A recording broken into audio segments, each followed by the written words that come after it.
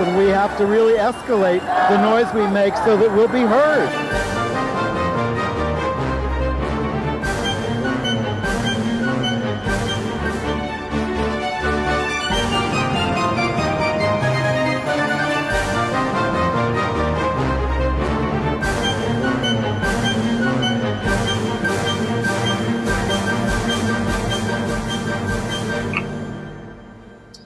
Welcome to Gay USA. I'm Andy Hum.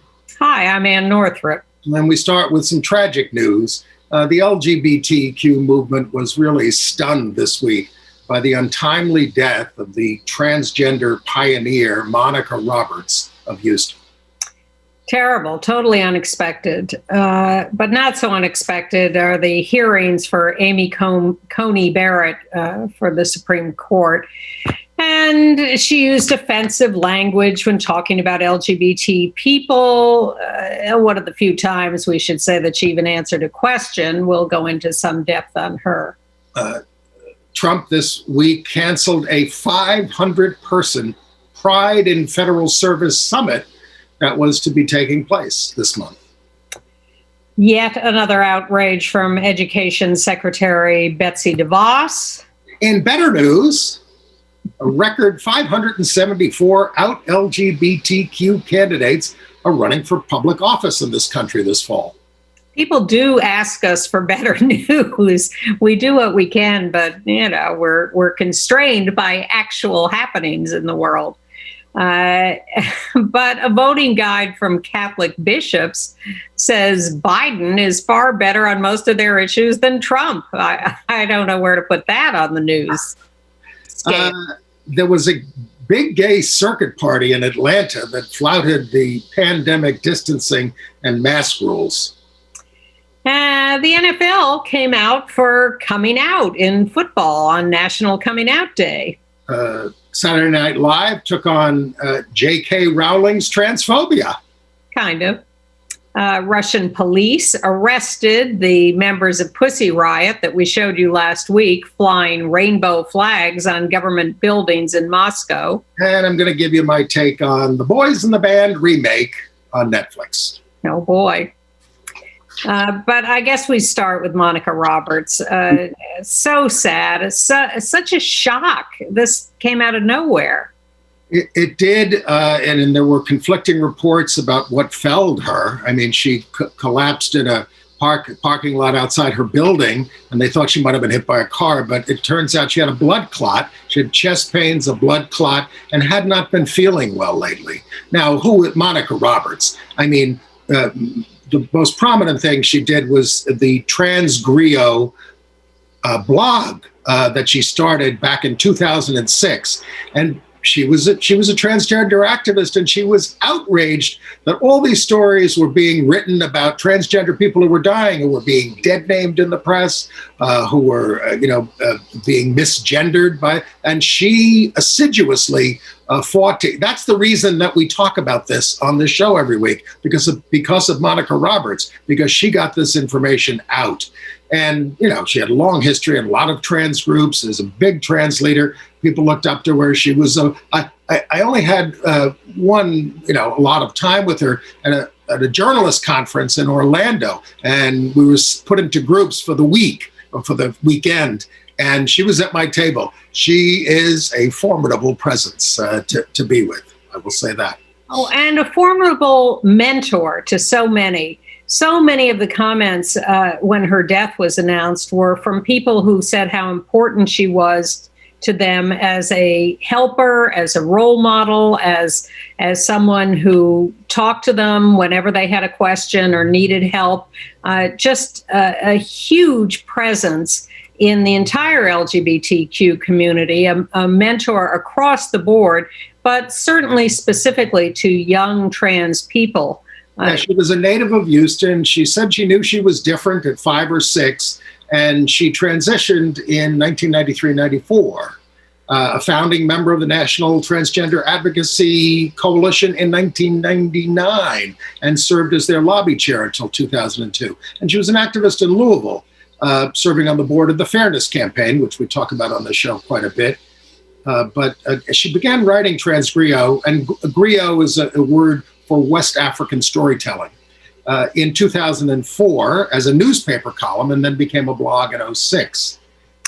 We have a couple of minutes of video of her testifying on, what was it? That she was the lead opponent of something called SB6 in Texas. Ah, yes. Which was a bill to exclude transgender, gender nonconforming, and non-binary Texans from participation in public life, basically. It was a bathroom bill, among other things. It said that people had to use the bathrooms of their original birth gender. And so she testified quite eloquently. You'll see her here at the right-hand end of the table testifying. I wish we had a close-up of her. We've had a couple of pictures, I believe we've shown. But you'll hear her testimony against the bathroom bill. You can start when you're ready. Thank you for the opportunity, Senator and panel, to address this today. I represent a couple of organizations, Black Trans Women Inc., which is based in Dallas, Texas, and the Trans United Fund. I also sit on Mayor Turner's LGBT Advisory Committee in my hometown of Houston. Like you, Senator Colcourts, I share something similar to you. I'm a fourth-generation Texan, but my ancestors came here in chains. And unfortunately, Texas has a long history of oppression against marginalized groups. And that history, sadly, as a Texan and a proud Texan, it makes me ashamed in terms of seeing what the Texas Transgender Oppression Act is, what I call SB6. We had someone earlier in the day talk about unjust laws. And here's what Dr. King had to say, the Reverend Dr. Martin Luther King Jr. An unjust law is a code that a numerical or power majority compels a minority group to obey but does not make binding upon itself. Would you, Senator Colcourts, do what you're trying to force me and other trans women to do in order to go to a men's bathroom? I think not. So in that way, SB 6 meets the test of an unjust law. And one of the other things that has bothered me today is I'm one of the few people today as part of the group that we've talked about today in terms of Black trans women. Most of my sisters are not able to be here or can't be here because we are trying to get by in many cases on less than $10,000 a year. This bill will exacerbate the discrimination that we face in this state, and I oppose it tremendously. Okay, thank you. And she spoke at a rally at the Capitol in Austin. That was back in 2017 about this. We had a picture of that. I don't know if we put it up yet. But just really one of the great leaders of the movement of all time. And the Trans United Fund, which she co-founded in recent years, is an organization to build capacity within the trans community to support political leadership that supports trans issues and just to increase the power of trans people. So we're all very sad. And moving on, I have another death that I just learned about this week, something that really does relate to our history. Bernard Cohen died. He was the young ACLU lawyer in 1964 who took on the Loving v. Virginia case to overturn laws against interracial marriage, and which was struck down. Those laws were struck down by the Supreme Court in 1967, when most people still oppose same-sex marriage, even in New York. And he asked Richard Loving, when he went to the Supreme Court, Richard Loving didn't want to go, what he wanted the court to know. And Richard said, "Mr. Cohen, tell the court I love my wife. And it is just unfair that I can't live with her in Virginia." And that was it.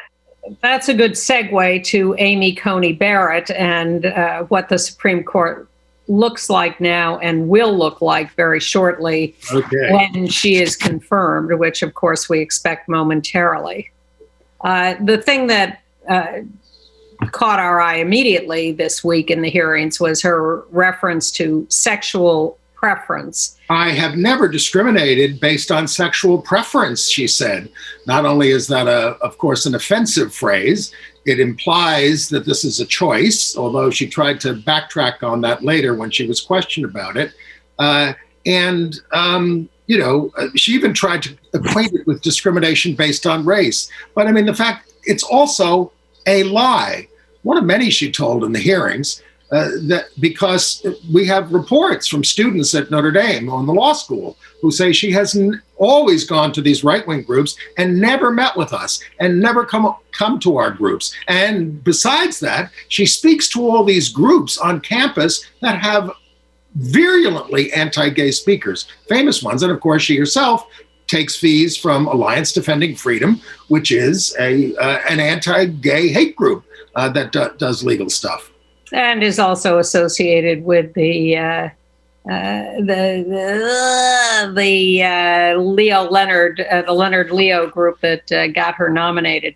Well, we should say this is part of a decades-long project by the right wing. And in the last 10 years, they've spent $250 million to install these people on the court. And Senator Sheldon Whitehouse of Rhode Island spent his half hour when he could have been questioning her, laying out this horrendous vision of what's happened to the courts, not just the Supreme Court, all the lower courts, and they're in control now.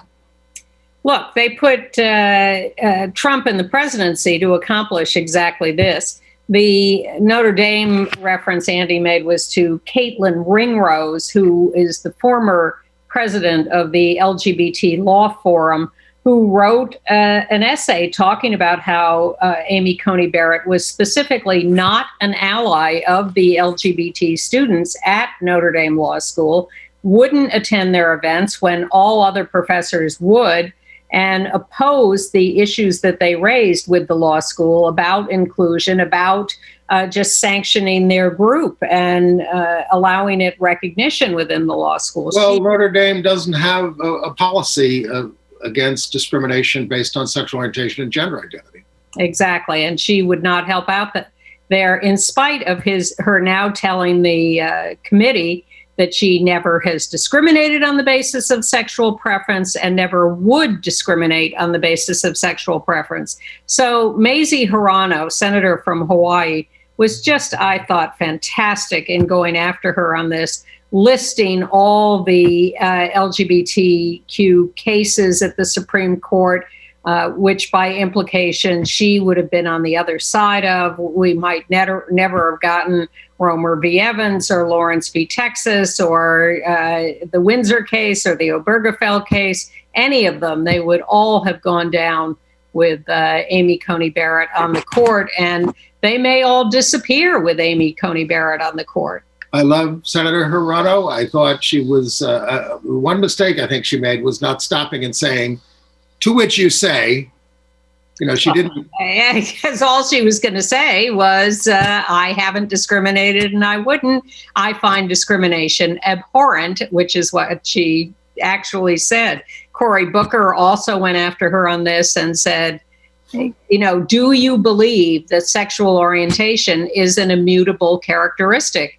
And she sort of mumbled yes, but in a way that was not entirely believable.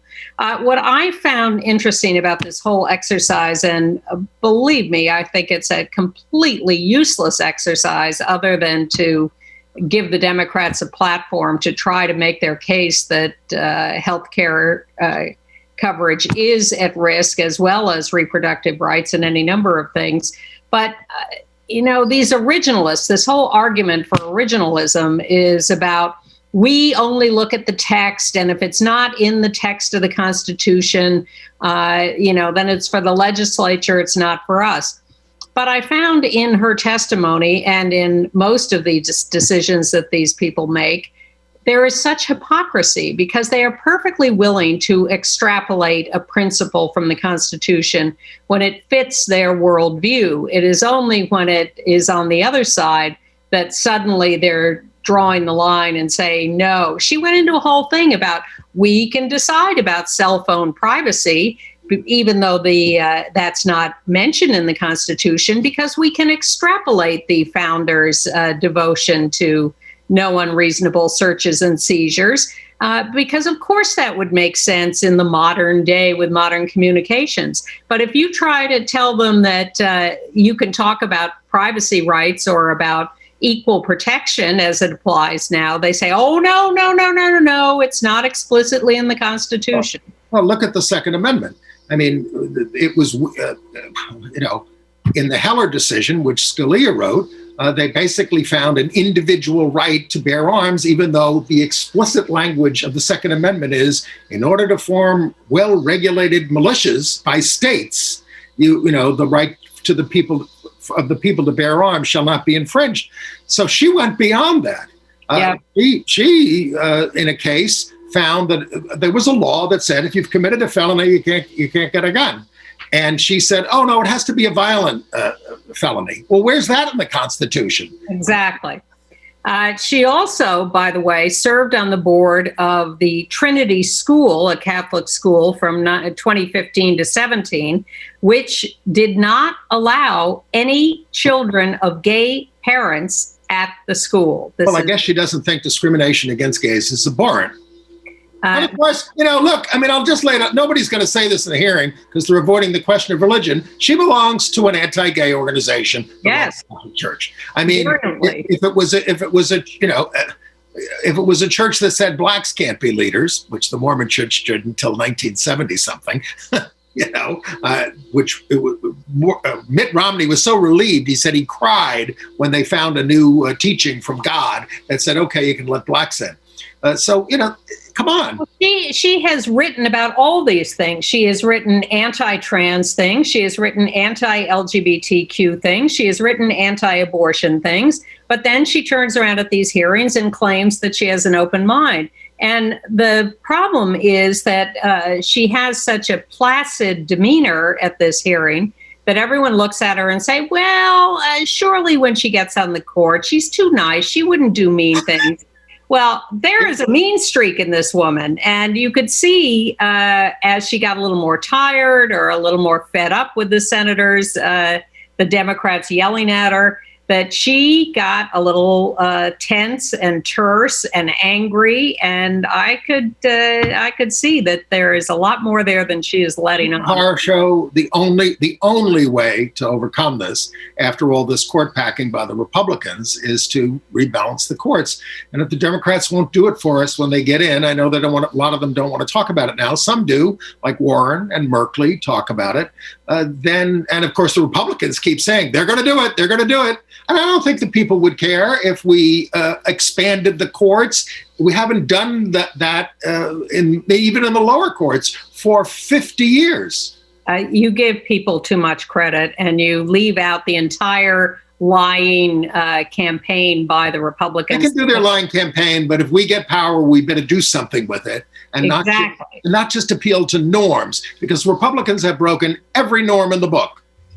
But do we have the guts to do that? Well, now, I also would like her to be questioned, and the Republicans to be questioned, about the president being given Regeneron as a drug, which comes from fetal tissue, which they have argued against for years and have made the basis for their complaints about abortion. And this and other drugs he's been given come from fetal tissue cells. Maybe it could be an exception, like in the old days when Catholics couldn't eat meat on Friday, but they could if there was nothing else around and they were going to starve. Hypocrisy. Well, situational ethics. All right, let's move on to President Trump. He did an executive order that canceled all diversity trainings. Unbelievable. I read this thing. It is just a screed against diversity and updating any ideas about anything. So the group Pride in Federal Service was supposed to have a summit October 21st to 22nd. 500 people registered for it. It was canceled. The gay activist Hal Cuden, we know, was set to give a speech on COVID-19 to an agency based on his concepts in his book, Golden Men, The Power of Gay Midlife. Maybe we should have him on. I'd like to hear about this. How the challenges that we had coming out could help us in the COVID crisis. Interesting. The only silver lining to this is that if we do take power, I would hope that the Democrats are keeping a list of things like this to cancel the minute they take power, and keeping a list of all these really horrible people that have been put into power. Oh, the other thing I want to mention about Amy Coney Barrett and being a liar is this director of national intelligence, Ratliff, who was confirmed on the grounds that I would never do anything political in that job. I will be absolutely above board. Total lies. The minute he got in the job, he started, pogroms of progressives in the intelligence community, turning everything into a Republican political event in terms of intelligence, going after the Hillary Clinton emails, whatever. And they are just the worst liars. And so I want to make sure all these people disappear in a few months. They are ruthless, and we need to be too. On October 13th, did this happen, this Trump Pride rally with Lara Trump and Rick Grenell that they were saying they were going to do? Luckily, that escaped my... Nowhere on the invite were the words gay or LGBTQ. They made no general announcement about it, which is why Ann didn't know about it. And of course, they were usurping October 13th, which was National Herpes Awareness Day. Well, okay. And Fauci, of course, is mad at Trump because they've usurped him by putting him in a Trump ad. He gave an interview where he said he was asked about, had he and his team done enough against COVID? And he said no one could have done more. He was actually referring to himself, not even the team, just no one could have done more. And they turned this into a Trump ad as if he were talking about Trump. And so at least he did speak out about it. I want to take it down. Trump pushed right back and said, you said it. You said it. Well, I mean, not in that context. I didn't say it. I wasn't talking about you. I would like mass resignations at this point from the health people, especially since they're trying to impose herd immunity on all of us. I was happy to see William Hazeltine say that's another word for mass murder. That's what imposing herd immunity on it. Well, we'll get to more of that in Atlanta in a minute. But meanwhile, Betsy DeVos has appointed her 9,000th anti-LGBT official to the Education Department, Sarah Perry, who has been appointed head of the Diversity and Inclusion Council. I'm surprised that still exists, given... she's from the Family Research Council. Exactly. But shouldn't that have been wiped out by the Trump executive order? She's very anti-transgender. How much damage can she do before January 20th? By the way, Josh Hawley, Senator from Missouri, introduced a letter openly in the hearing for Amy Coney Barrett. And we have a letter from the Family Research Council in support of her that we would like to introduce. Well, my favorite moment was the introduction of a letter from about 90 Notre Dame professors saying, Amy, step back and withdraw your nomination until after the election. Well, no, she needs to be there when the election is over to give it to Trump if she can. A good decision from the Ninth Circuit Court of Appeals. They have ruled that the son of a gay binational couple born abroad by surrogacy is a U.S. citizen. This was a rebuke to the U.S. State Department. The ruling was unanimous. The suit was brought by Immigration Equality. These were two gay men who are married, but one of them has not yet achieved U.S. citizenship. Don't ask me why. But they are the fathers of twins born to a surrogate in another country. when they went to get their children given U.S. citizenship as the sons of a married gay couple, they were told only one of them could be. Well, one from the sperm of the American, one from the sperm of the Israeli. I think he's Israeli. Yes, even though they are married. Yes. So the court has seen the light. Okay. By the way, yeah, go ahead. Speaking of national politics and such, Thursday night at midnight is the last moment to register yourself in the census, because they have come down. The Supreme Court has said that's it, the end. Counting stops after Thursday. Today, as many of you are seeing it, I hope some of you won't be seeing it till after. It takes 10 minutes. You go to my2020census.gov, my2020census.gov. Go there. The Supreme Court sided with Trump in this case, as they do on election issues, on these issues. The power of the president seems to be unlimited. And that's even before Barrett joins the court. But this is Senator Whitehouse cited 80 5-4 decisions led by John Roberts against any kind of progressive anything. So they've been doing the damage already. Which is why we do need the legislature, and why we need you to register with the census so that you can have more representation in Congress. Because if they don't know you're there, they're not going to give you a member of the House of Representatives. So it's nice to see you all voting out there, early voting. Maybe voting by mail, but early voting, waiting. Hang in there. For 11 hours, which is an outrage, which is a sign of voter suppression in Georgia, et cetera. Even Brian Williams said so.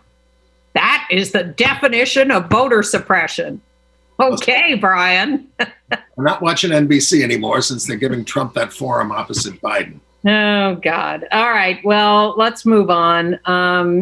In fact, to more bad news. In Shreveport, Louisiana, another Black trans woman murdered, 20 years old, Brooklyn Deshauna Smith, shot dead in, I guess, her apartment. That's where she was found.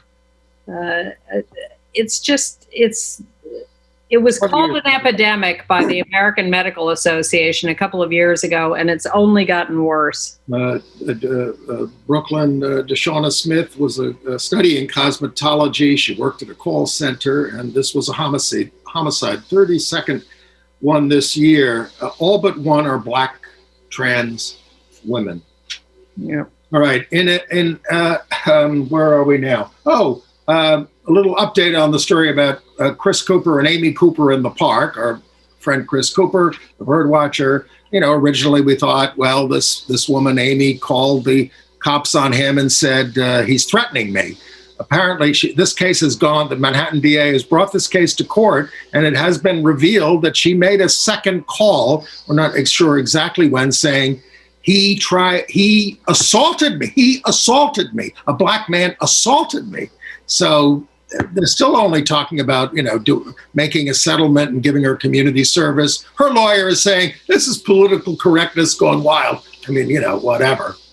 Well, it wouldn't fit into Trump's diversity training, so I'm sure it would be canceled. But she had to go to court this week for a hearing on a proposed settlement. It's been postponed till November next date, but the police officer who answered the call testified about talking to her and said she asked her about this second call and said, did he assault you? And Amy Cooper said, no, he did not. I just made that up. Yeah, because it made me feel bad. Because I wanted him dead. Ugh.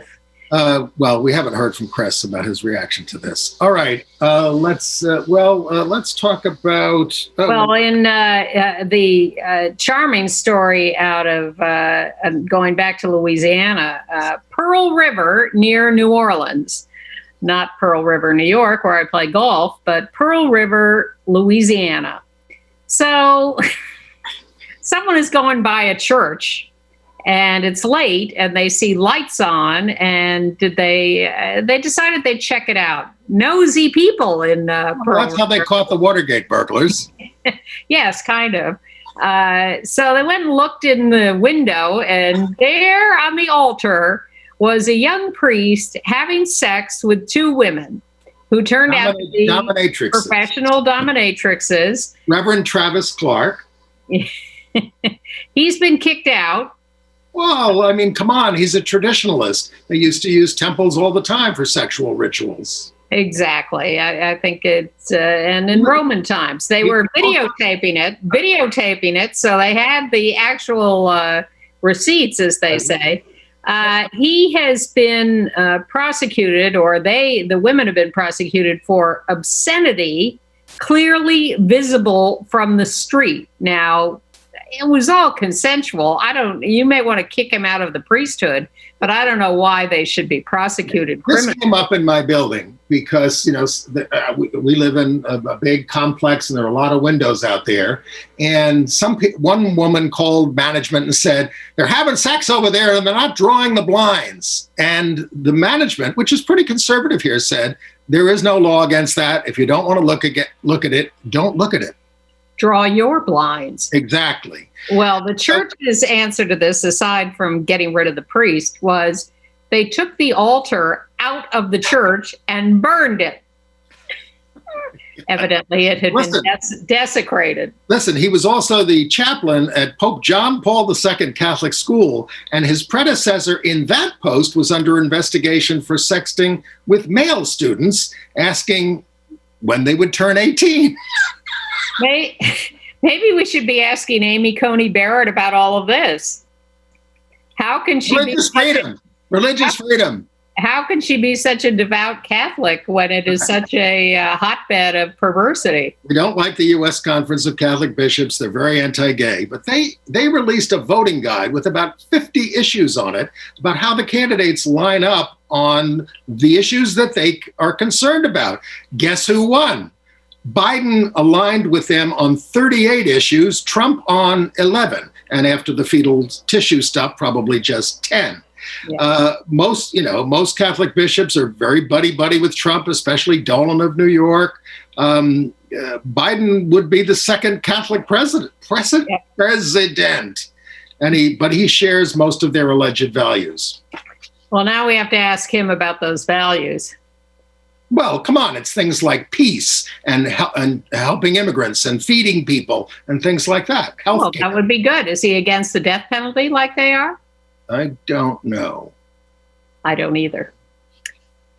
Well, I don't want to make a bad joke about this, but I will segue to Atlanta and talk about, herd immunity.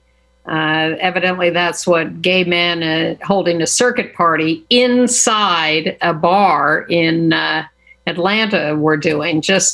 We have a picture there of what is this, the 1980s?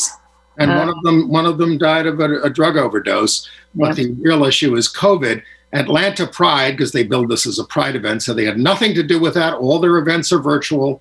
The party was hosted by something called, I guess it's pronounced Gay Boy Events, GA Boy Events, who don't care if you play on Georgia and gay. Yeah, they don't care if you live or die, and they certainly don't care if the rest of us don't live or die, because these become super spreader events, and these are young people who are less likely to get sick, but it spreads it throughout the community, like they did at the White House. I have to admit that having spent the last 6 months mostly inside, or certainly being extremely careful when I wasn't, wearing a mask everywhere outside, keeping my distance from people, I resent the people who are not being careful, because they're the ones who are prolonging this and keeping the rest of us from going back to normal life.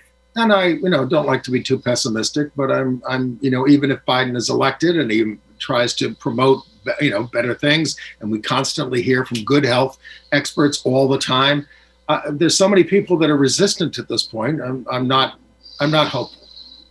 Yeah, just like I'm not hopeful about the disappearance of all the right-wing crazies who are Trump supporters. They're not going away, and they're bringing their guns with them. I did read one optimistic article. Of course, they're not going away, but it says that without their leader constantly reinforcing this, it does subside a bit. Well, their leader is going to be on his own television network, just inspiring them even more to get violent and revolutionary. If he survives. I mean, I'm reading about the long-term consequences of having had COVID, heart disease, etc. I mean, I was going to call her Amy COVID Barrett. Amy Coney Barrett has it, and she may turn out to be a bad investment. I hate to sound so negative. I know. Well, let's talk about other politicians. Carlos Menchaca, young gay Latino man, member of the City Council of New York City, has jumped into the mayor's race. Very dynamic, very accomplished, very progressive. That's a good thing. Young guy. Yep. There are about 8 candidates for mayor at this point. I think there are 16. Well, we only heard from about 8 of them last night. 7. Jim Owl's Liberal Democratic Club. Well, that's because we heard from the most progressive ones, although there were 1 or 2 who weren't my definition of progressive. But Carlos was terrific, and so were several others. And the other out LGBTQ candidate, Lori Sutton, was not included in the debate last night because she is not regarded as progressive enough. Oh, the other candidates were questioned about this. She took a stand that said, not only do you always have to have a permit when you have a demonstration, but every individual who participates in a demonstration in New York must now register a registry, which is insane. I mean, I wrote back to them and said, if that's your position, no progressive group would ever think of endorsing you. And they're still defending it as appropriate in these days of, horror in the streets, which is nonsense. By the way, what happened with Ann Northrup, who was arrested for being at a press conference in April?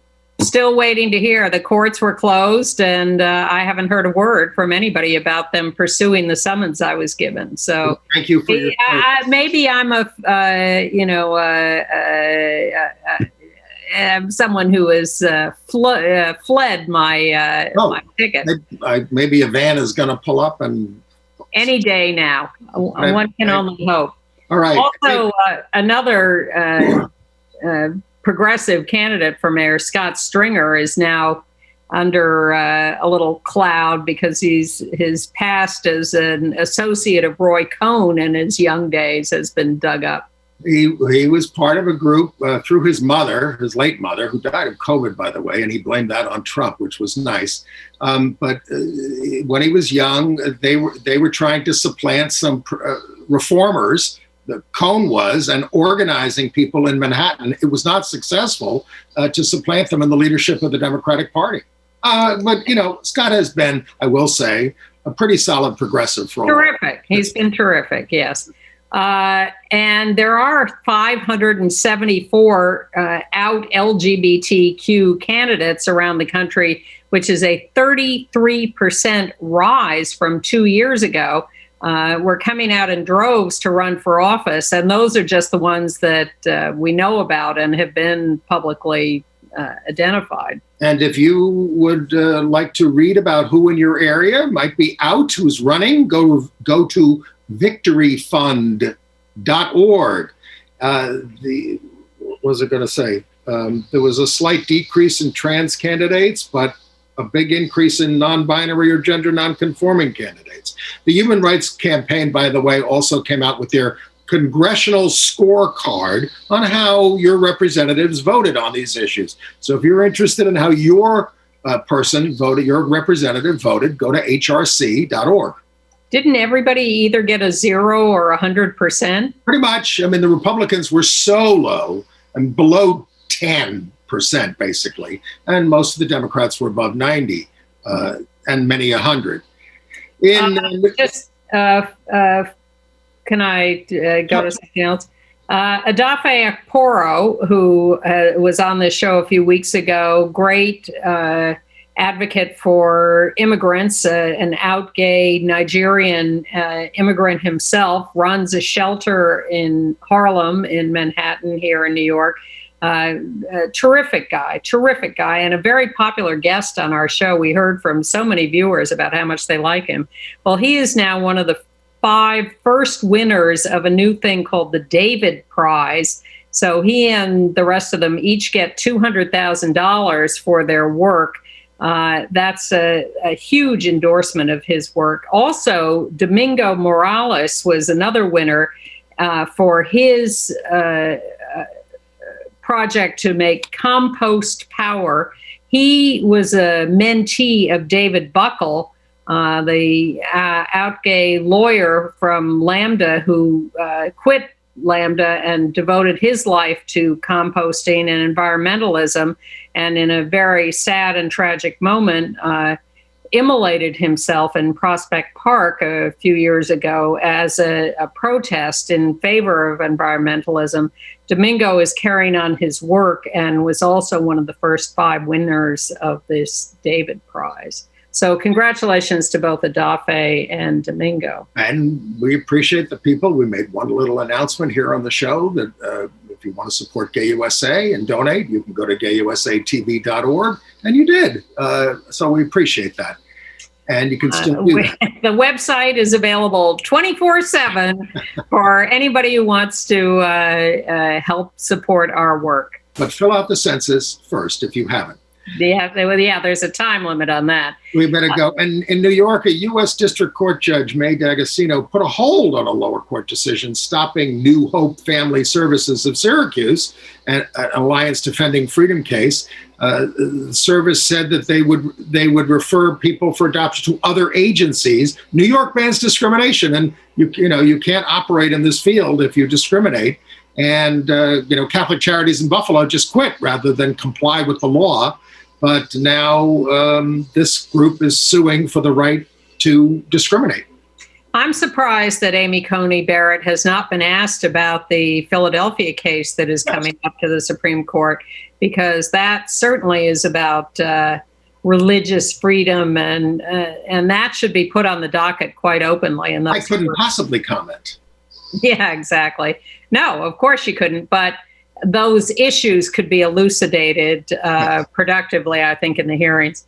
All right, moving to sports. An update first from San Diego. We showed you the very moving speech last week by soccer coach Landon Donovan in support of his gay player who had been slurred on the field by an opposing player called Body Boy.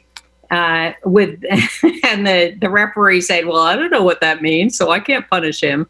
Well, that player who made that slur has been suspended for 6 games, which is a pretty severe punishment. Although the San Diego team, of course, by forfeiting the game in support of their player, took themselves out of the playoffs. But I was glad to see that the offending player got suspended. And then the NFL has put out a 30-second PSA. It can urging players to come out because there are now no out players. So former players who are out are in it, as well as some current players who are saying, come on. So let's show people this 30-second PSA. Today, on National Coming Out Day, we come together with one clear message. To all current players who are thinking of coming out. When you are ready, so are we. I support you. I got you. We got you. We got you. The highs, the lows. We're teammates, we're brothers. We support you. It takes all of us. All of us. It takes all of us. And you deserve to be all of you. Times they are changing. Well, I appreciate the positive messages from the NFL doing that and from Landon Donovan's speech and actions. But the fact is that it's still very tough out there, and people are still promoting these macho atmospheres that are discriminatory. Still, look, even in show business, which is supposed to be so liberal, there are very few out LGBT performers. Yes. There are more and more, but, it's still a problem. All right. Here at Gay USA, we believe in being out. Yes. All right. International news. Well, in Russia, the Pussy Riot members who hung those rainbow flags from government buildings, they've been we got some B-roll of this, have they were celebrating Putin's birthday. have been arrested and roughed up by the police. The video is of Maria Aulio-Cana, who was grabbed at the entrance to something called TV Rain just before her scheduled interview. So they're tracking these people. They've detained about 7 members and affiliates of Pussy Riot. Most have been released. Some are being held and prosecuted. And then Nikolai Alexeyev, the big gay activist in Russia, once a very brave gay activist. He's also listed as one of the 31 LGBT icons this week on that website, I think out of Philadelphia. Well, he's now on social media promoting Donald Trump. And he says, that, well, when you try to tell him that Trump is an anti-LGBT demagogue, he says, well, there are other issues to consider.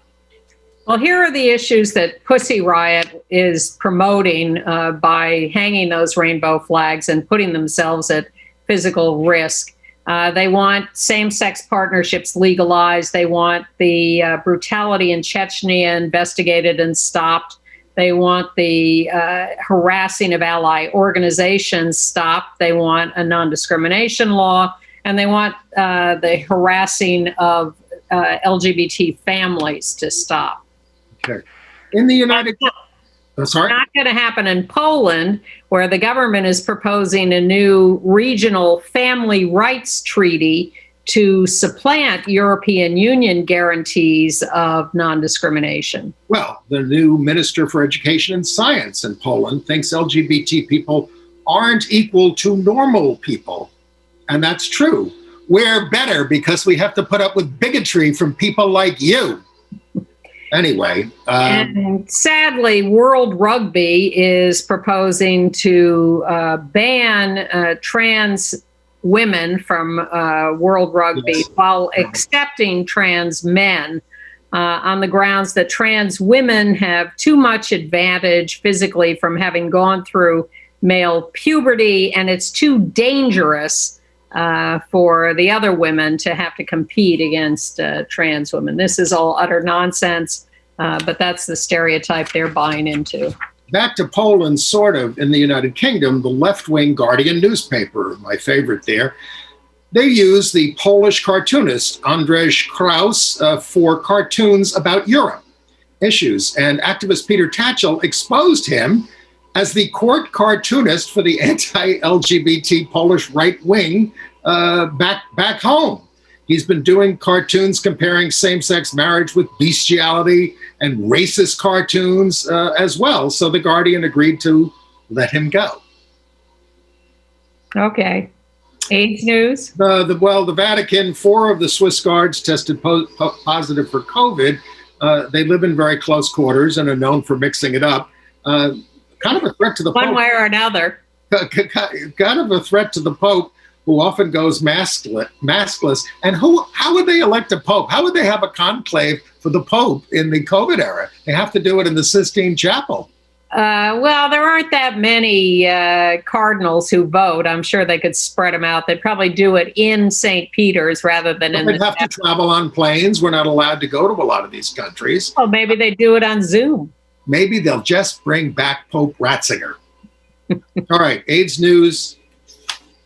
The American Heart Association says half of all LGBTQ patients have higher risk for heart disease. They cite that we use tobacco and alcohol more, but also the stress of discrimination. And the 24th U.S. Conference on HIV/AIDS gets underway online on October 19th at noon and runs till the 21st. Go to nmac.org. That's National Minority AIDS Coalition, I think. nmac.org for more information. We'll put that in our email. Sign up for our email list.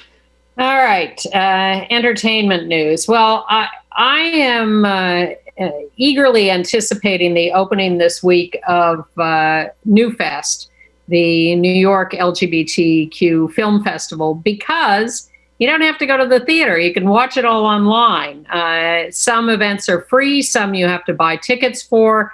But they're showing, for instance, the movie Ahead of the Curve about the founding of Curve magazine. They've got a lot of sexy boy pictures. They've got a lot of free panels. Go to newfest.org to take a look. They're premiering some big Hollywood-type movies. Ammonite, I think, is an opening night movie. Newfest.org. All these film festivals, it's one of the good things about the situation we're all in, because instead of everything being confined to small areas, the world is now open to you in these kinds of operations. The AFI Film Fest 2020 is also opening, and they're showing No Ordinary Man, a documentary about Billy Tipton, the cross-dressing, I guess sometimes referred to now as trans, jazz musician who, I remember when that story came out in the New York Times some years ago, and it was, whoa, Billy Tipton was really a woman. Well, trans man, cross-dressing woman, I don't know, but No Ordinary Man is the film available there. And also something called Sisters with Transistors, about lesbians who are electronic music pioneers. There's all sorts of stuff in these film festivals, and it's really worth your time to take a look at what's available. And I'm only halfway through a film called Daedalus, which is opening soon. And it is one of the strangest things I've ever seen on film. Is it James Joyce related, or? No. No, it's really about, it seems to, I don't know exactly what it's about because it keeps changing focus, but it seems to be a lot about sex work. Well, you know, one of the films that's been out in these film festivals and around is a movie called Cured, about changing the American Psychiatric Association definition of homosexuality and destigmatizing it. Well, the FX TV network is now going to make a series about this called 81 Words. Stephen Canals, who is one of the creators of Pose, is making this series. And it's going to go through the whole thing about the changing of the definition, but in a TV series format. There was a play about this called 81 Words. And that's what they're turning into the TV series. Yeah. Right. Okay. Broadway is bad news, shut down at least through May, and God knows when. Some shows are opening in the West End in London, small casts, lots of empty seats. You don't have to worry about theater reviews for me for a long time. All right. I watched The Boys in the Band on Netflix. You and I went to see the play together. We didn't laugh much and weren't very high on that. But this was worse. It was direct. Same cast, right? Same cast. And I have loved these guys in so many other roles, so much other work. And Joe Mantello directed it, but, he's a wonderful theater director, but his focus in the film was not there. I mean, in the end, and I know some of you liked it, but there wasn't a single, I know the original movie and you saw the original play, but there wasn't a single line reading in the movie that was better than the 1970 film. I mean, maybe they were just trying to be different, but they were missing the jokes. It was just, I just thought it was awful. And the real biggest problem is Jim Parsons as Michael, the central role, because Michael comes on and originally in the play is kind of a bubbly character. You're going to have a fun party, and it's kind of delightful, and you can enjoy that for a little while. But Jim Parsons is so sour from the very beginning that there's no arc to the story. So when he breaks down and becomes this horrible racist thing, and by the way, they're also afraid of putting all this racism in the mouth of Jim Parsons, so they kind of bury the lines a lot in that regard. So, I have a great affection for Mark Crowley, even though, we didn't like the revival. I'm glad he won the Tony just because he deserved it for what happened in the past. Look, I'm a big fan of being realistic about people's hiding or self-loathing or fear or all of that. But I get really, really tired of these works of art that emphasize this. I don't like The Well of Loneliness. I don't like The Children's Hour. As you know, I once had a dream where I was screaming at Lillian Hellman for giving me a negative image of lesbians. Yeah, she did. Unfortunately, she was not alive to hear it. But then she would have sued you. But I have the same objection to Boys in the Band. It's just too self-loathing. There are so many stories from that era. 81 words. There are so many stories from that era that need to be told. And they don't, they're going to show trouble. It doesn't have to be all sweetness and light and triumph. No. But there was struggle. But all right, there were men like this who had parties and things. I was never invited. Me either. But you can show complexity. Complexity is fascinating. Angels in America is a complex story that many angles on this. Did you watch the Broadway World 1 hour version of Excerpt? It was awful. I agree completely. And I couldn't, it was the worst parts of Angels in America. All that highfalutin, intolerable. And then at the end, they had a nice little coda of people with COVID from around the country, but it was unwatchable. Well, the only thing I enjoyed watching was Patti LuPone yelling. that I could listen to for hours. Patti LuPone doing what? Yelling. Well, there was Patti LuPone yelling, but then, she's also rehabilitating Randy Rainbow. She did a Covita with him, and she was hilarious. Yes. We love her. Yeah, we do love her, and I could watch her for hours, but that excerpts of Angels, see the whole thing. Go to HBO and at least watch the TV version. Not certainly better than this. And speaking of long plays, the Tony nominations are being announced at noon on October 15th. Some of you will have already seen what they are. There's not much to choose from because not much got to open. So this is good news for The Inheritance, which is much too long, but probably will win all the awards. And some of those performances do deserve honor. Also much too long these days, and I've thought this for a long time, is Saturday Night Live, which has very little to recommend it week after week after week. Even the opening skits fall flat. But this week, at least Pete Davidson did a little bit on J.K. Rowling and her transphobia. I didn't find it particularly... Well, he said he got all those tattoos that he has because of Harry Potter books. I don't know what that means. But then he said, that was before Rowling went all Mel Gibson on us. He said he longs for the times when the worst Rowling had contributed were those Fantastic Beast movies. But it didn't make up for the guest host, Bill Burr, a, quote, comedian, unquote, who did a whole bit about June is too long as a Pride Month for people who were never enslaved. And then went on to talk about how Black people should get July. I didn't watch that part. Horrible.